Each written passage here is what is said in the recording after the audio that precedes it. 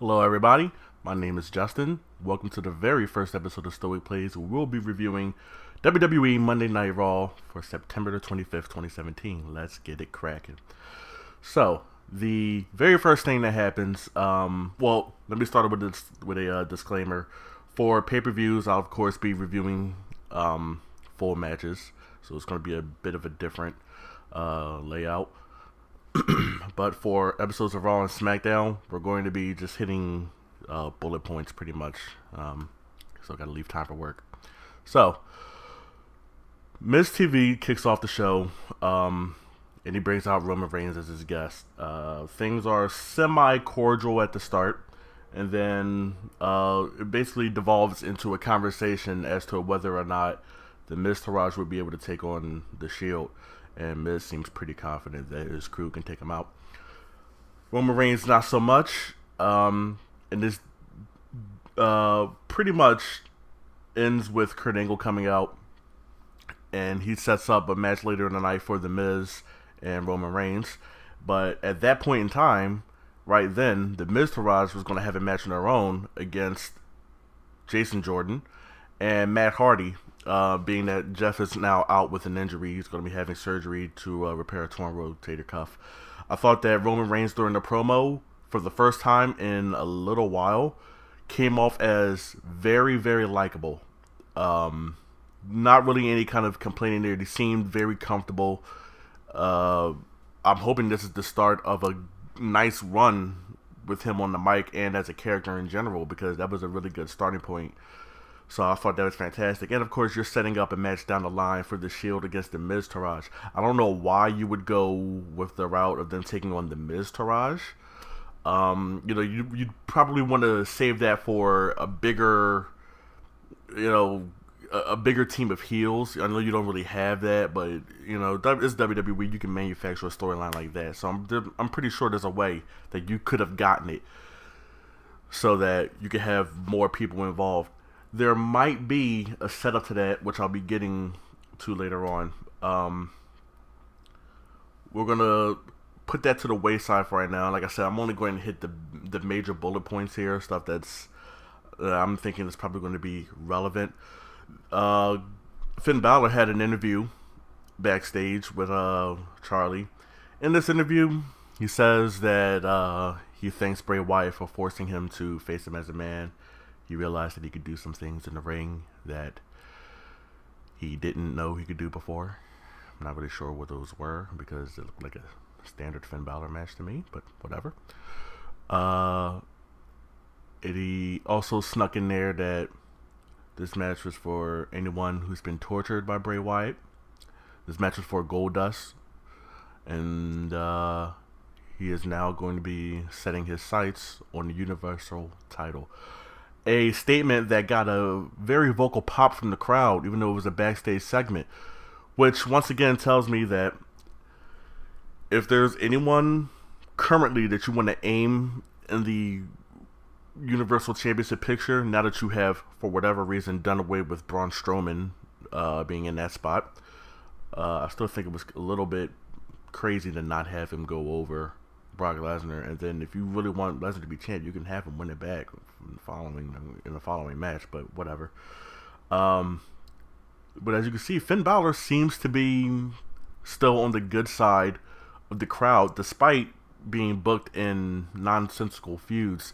And it's weird because they always seem to do this after a little while. They'll kind of put him in like a purgatory zone or a purgatory feud or something like that, where he's not really going to gain or lose anything by being in this feud. And then afterwards, they'll kind of sneak in that he still wants that Universal Championship, and the crowd goes batshit. And it's like, I don't know if you're testing the waters and you're like, how long can we let him mire around in nothingness while we work on our own shit? And we're just going to gauge if the crowd is still interested. I don't know if that's the route that they're taking, but it does seem to be leaning that way, which is, I don't personally like it. But Finn Balor later on runs into Goldust backstage, comes up and he's all, "Hey Goldie, how you doing?" And Goldust is like, "No, don't call me Goldie. My name is Goldust.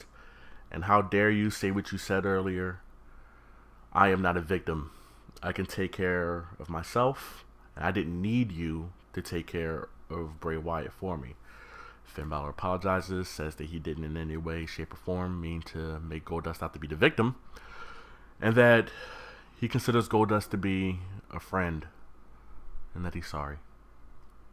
Goldust kind of accepts the apology and says, hey, maybe I overreacted a bit there. And then he attacks Finn Balor as he goes to walk away, which leads to a match later on. So Goldust turns heel after frustrations in the tag team division with R-Truth.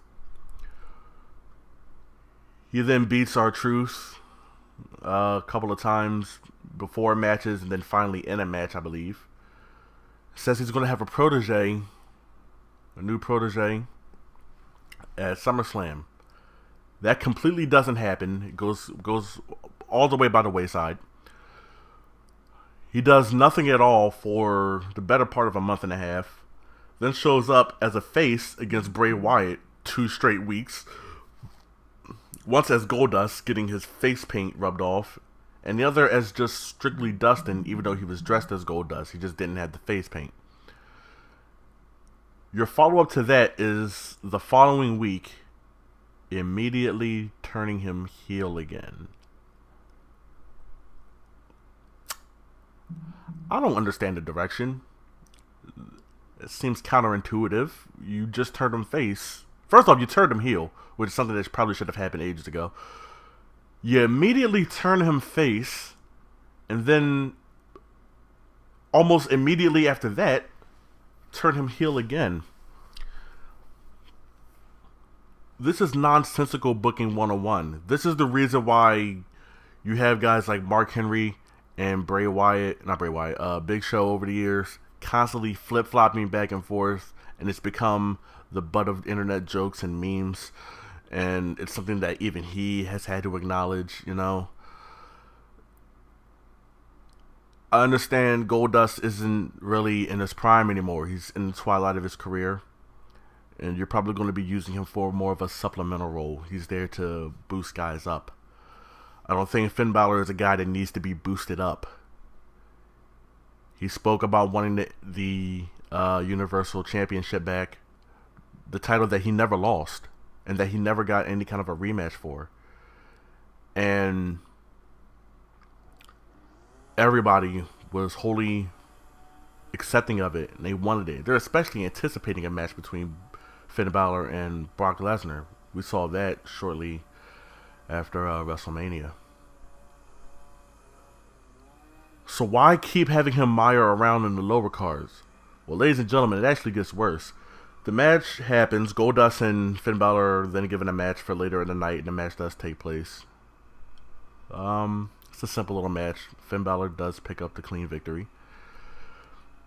And you're thinking maybe you can go into a Finn Balor Goldust feud at this point, and if the payoff is like after a few weeks of Goldust really getting the better of Finn, he goes demon, then you get full body, you know, you get like full caliber Goldust. He's got the paint, the wig, the robe, and everything, and he's going against the demon Finn, who's got the dreadlock wig thing, and he's got the paint on him and the special arm pads and kick pads and whatnot. Like, that could be a real spectacle. That could be a match that's, even if it's not all that great of a match, you're going to build interest, I believe. But they don't go that route, or at least they're not going to go that route right away. It seems to be the route they're planning on going is, again, with Bray Wyatt. After the match is over, we hear that, I guess, little teleport sound or whatever. The lights dim except for a single spotlight in the ring. And we hear that creepy ass kid singing, "He's got the whole world in his hands." Obvious reference to Bray Wyatt. And it was probably at this point that I completely turned on the show. The show was kind of okay for me, and then once that happened, it was like the show took a heel turn or something. Why are we still continuing with this? He's beating them as the demon, he's beating them as the man, he's beating them psychologically.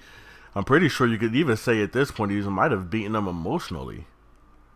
And yet, this is the route we're continuing to go. I don't understand why. Um,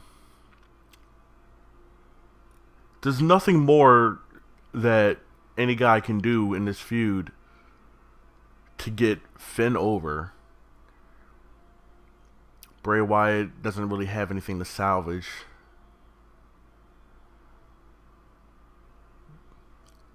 Wholeheartedly didn't like it. Just thought it was a really bad segment altogether. We're going to move on. Alexa Bliss comes out and she tells the crowd that she considers them all to be friends. She considers them to be friends of hers. They may not like her, but she does see them as her peers. So you can imagine her surprise when she woke up that morning and wasn't receiving any tweets. Nobody was in her inbox. There were no memes or no congratulations for her pretty much clearing out the Raw Women's division at No Mercy.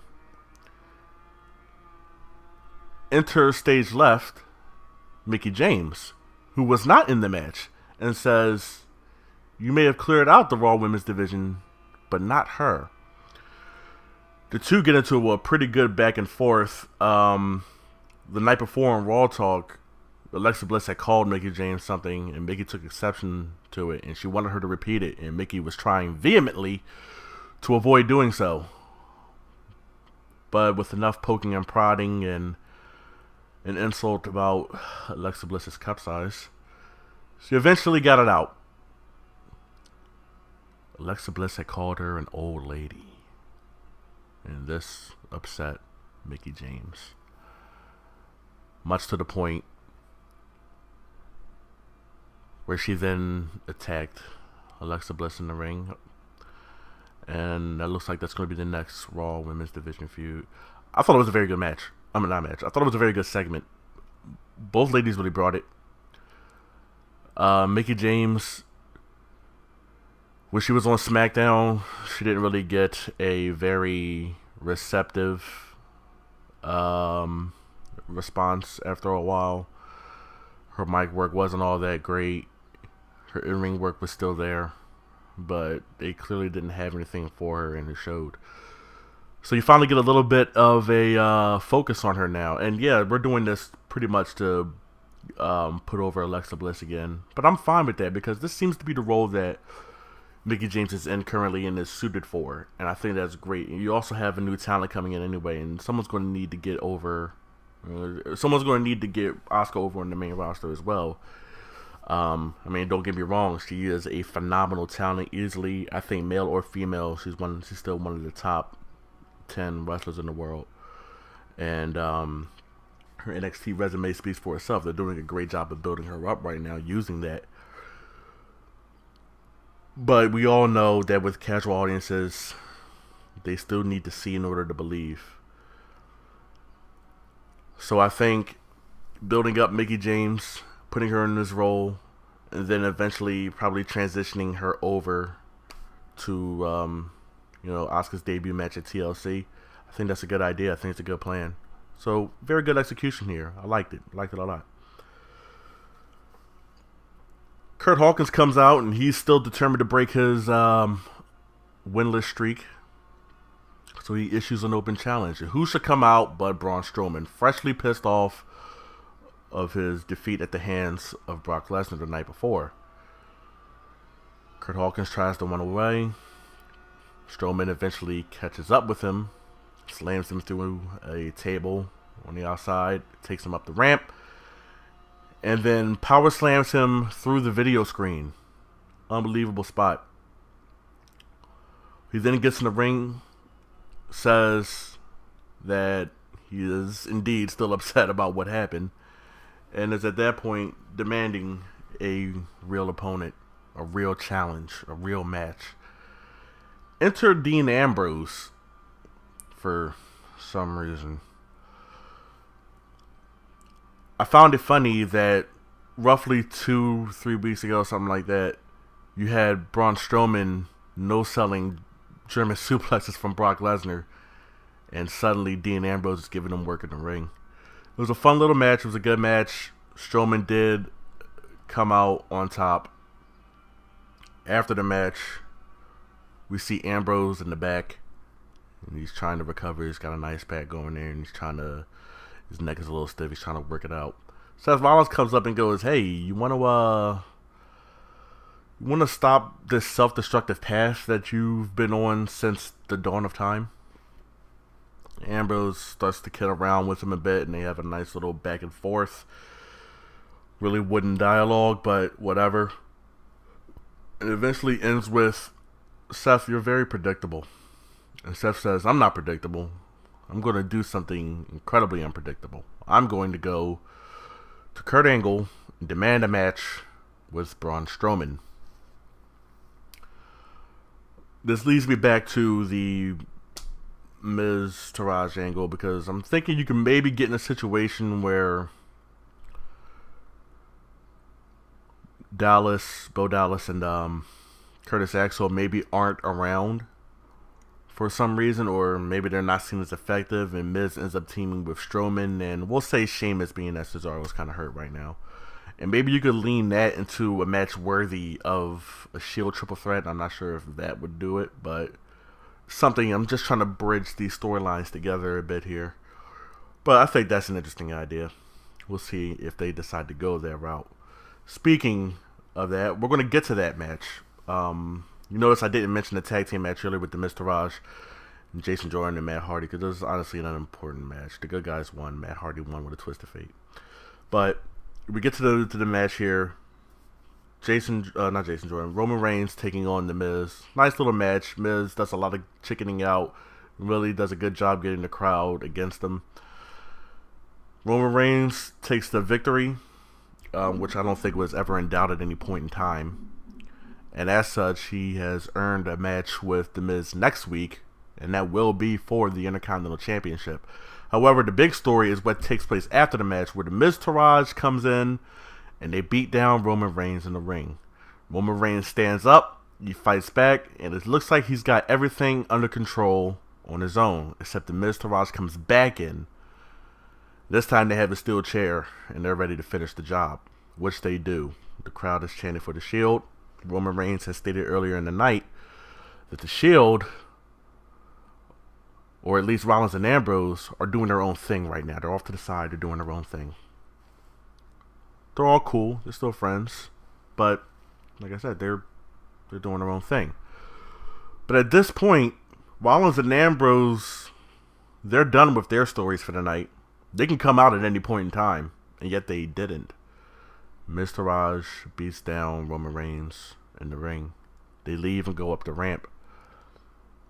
They then come back and beat him even more. Crowd is still chanting for the Shield. No Shield.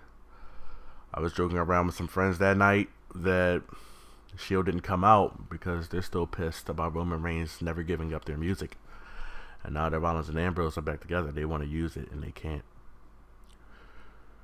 Just having a little fun with it there. But overall, we'll see where this goes. Does this mean that Roman Reigns has some kind of a handicap when he goes into his match against The Miz next week?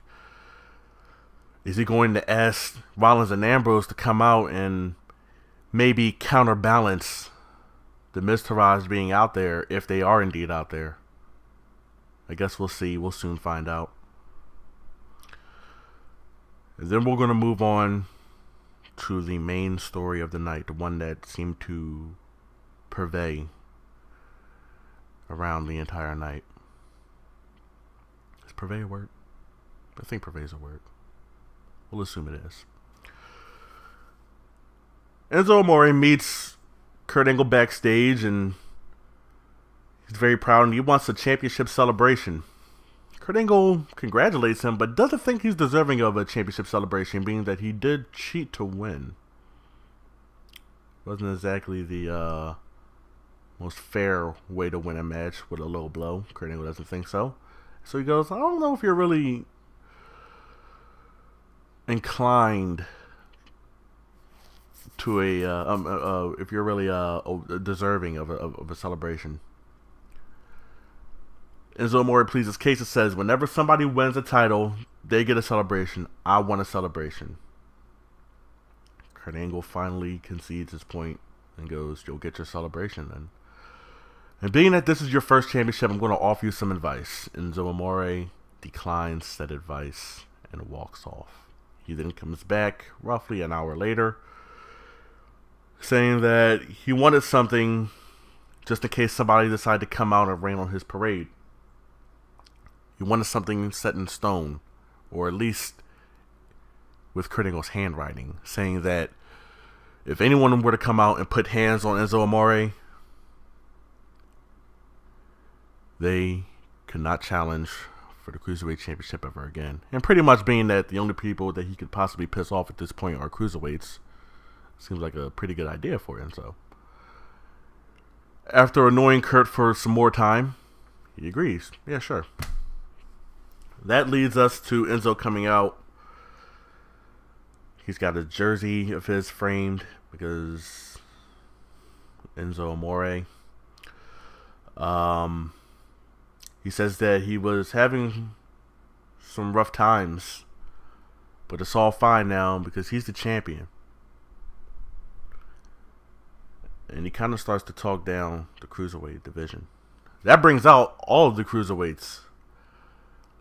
And Enzo starts to, while in the ring, give them a severe dressing down. He starts to insult them left and right. Calls Grand Metalik Pepperjack for some reason. Says that Rich Swann can't dance. Makes fun of Cedric Alexander, saying that he has no charisma. It brings out Adrian Neville. I'm sorry, Neville. He's not Adrian Neville anymore. This ain't Rocky. That brings out Neville, who says, "I was the only one who didn't want you in the division. You failed on the Raw roster, and they dropped you on our doorstep. The Cruiserweights behind me all wanted you in. And so, I vouched as well. You disrespected them almost from the jump. These people who pretty much took you in. And now it's time for me to end you." He gets in the ring. Enzo says, "You can't touch me or you won't get the shot at the Cruiserweight Championship." Shows him the paper with Kurt Angle's handwriting, I suppose. And then he proceeds to bury the Cruiserweight division. Says that they all suck. They'd be nothing without him. Without him, they wouldn't be in the main event slot, which is where they currently are. They've never even seen the third hour of Raw. Neville has never seen the third hour of Raw, and he is irrelevant. This pisses Neville off, who finally proceeds to beat the shit out of him. And we have executed a double turn. The crowd audibly is cheering for Neville just destroying Enzo Amore, and then he hits him with a red arrow that he clearly must have been storing up fucking decades of power for this particular red arrow. Like, he had to have gone Super Saiyan and like bottled that shit inside of his body like Goku or something, because this red arrow was unbelievable. He hits this red arrow, and on the ensuing bounce up, turns it into a handstand. It was fucking incredible. It was just crazy. And that's how we end the show. And then a backstage fallout interview comes out on WWE's YouTube channel, where Braun Strowman comes out. He power slams Enzo Amore in the ring. He makes his way up the ramp, and as he does so, he tells the Cruiserweights to go get their fill, and then they all get in the ring. They circle Enzo, and then they all beat the shit out of him as well. I do not know if this was a particularly good segment. I guess you get Neville over as a face. You get to explain why he's probably not going to be in the Cruiserweight division anymore, because I would assume that's what the entire purpose of that was. He's now a face. He's not going to be in the Cruiserweight division. He's going off to do bigger and better things. But this was a segment in which, I'll say outside of Neville, nobody really looked good. The Cruiserweights didn't stand up for themselves. They just stood there while Enzo Amore beat the shit out of them. And the only one who had the balls to say anything was Neville, because fucking Neville. Um, Enzo talked down the fans and said that they all chanted "You can't wrestle," so he doesn't like them anymore. He doesn't like the cruiserweight division because they all look down on him. He badmouths every one of them. Says that they're worthless. And that they're apparently not on his level. The cruiserweights just stood there and took it. Almost just saying, you know what, you're right. We're not on your level. We're going to just let that be. And pretty much accepted whatever he had to say. Until Neville came out and rectified the situation.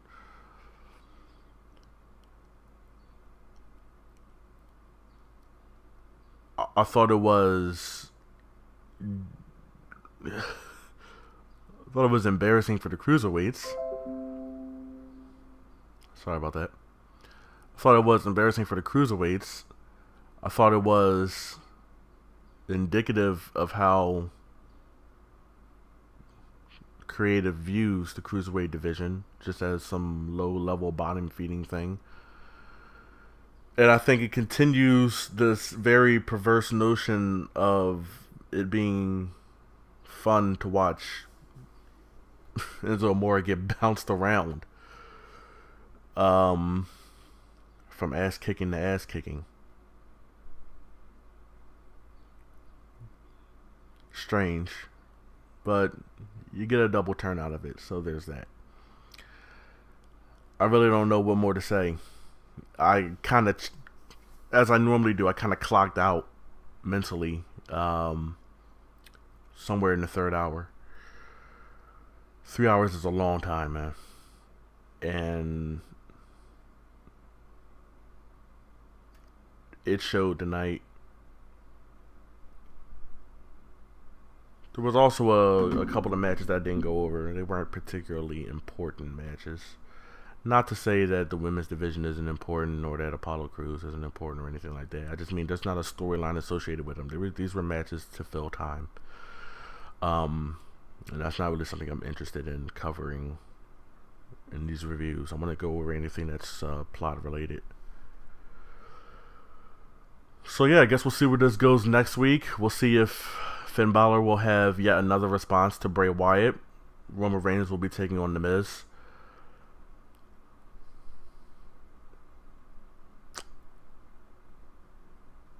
Sad episode. I don't think I'm going to post this. Nah, I'm going to post it. I'm fucking with you.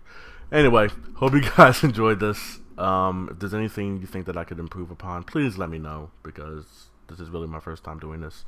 I don't know if I could benefit from anything else. So I'd appreciate any insight that you guys have.